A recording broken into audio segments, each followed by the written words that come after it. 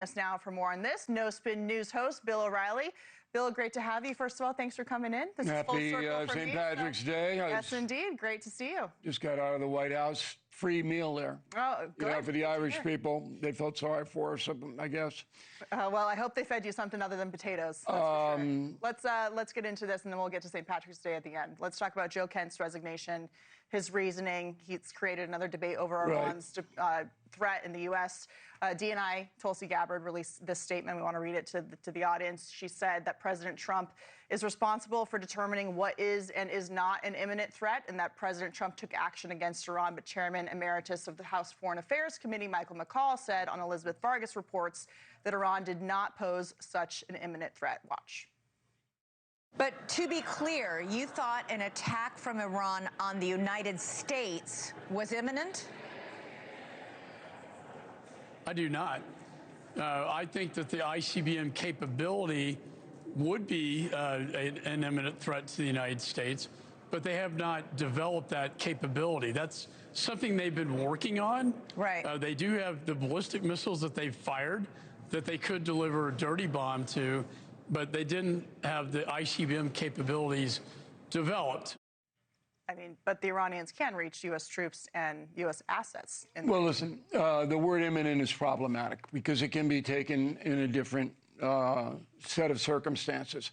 So what we're learning, what I'm learning tonight, and I'll have more tomorrow, is that this guy, Mr. Kent, he has it out for Israel.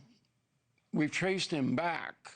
And he has said in the past that he believes Israel has too much influence on the Trump administration. This isn't new from him. So the Trump administration removed him from any consideration of the Iran action. He was not involved at all, which is very unusual for a counterterrorism chief, okay, not to be involved at all.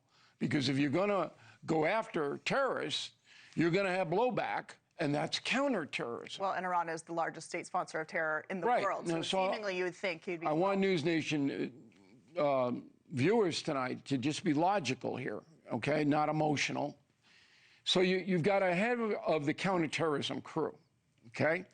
And he believes that Israel has too much influence on the Trump administration. Okay, Trump administration knows that because he's not a phony. This guy didn't hide it. And they dispute that. They say the president makes his own decisions, yes, obviously. He disputes it. But they take him out of the game. He's on the bench. So he goes, all right, I don't like this at all, and I'm going to resign, which is the honorable thing for him to do, by the way, Kent. If you don't agree with the policies of the person you're working for, you resign. But we don't know what the word imminent means to the President of the United States. We don't know what that is.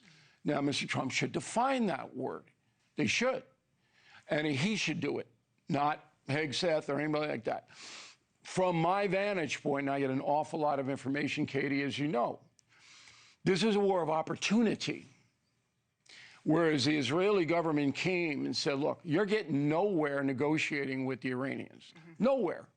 In the last negotiation, the Iranians were so bold in Geneva, they told Witkoff, blank you. Right. We're going to do what we want. So there was an opportunity to take them out all at once. That combined with the defiance of the Iranian government. We're going to develop nukes. We're going to develop ballistics. We're going to do what we want. We don't care what you say. Right. Led the president to start the action. I believe that is what happened. Thank you for watching. Subscribe below and download our NewsNation app right now on your phone, and you will get fact-based, unbiased news for all Americans.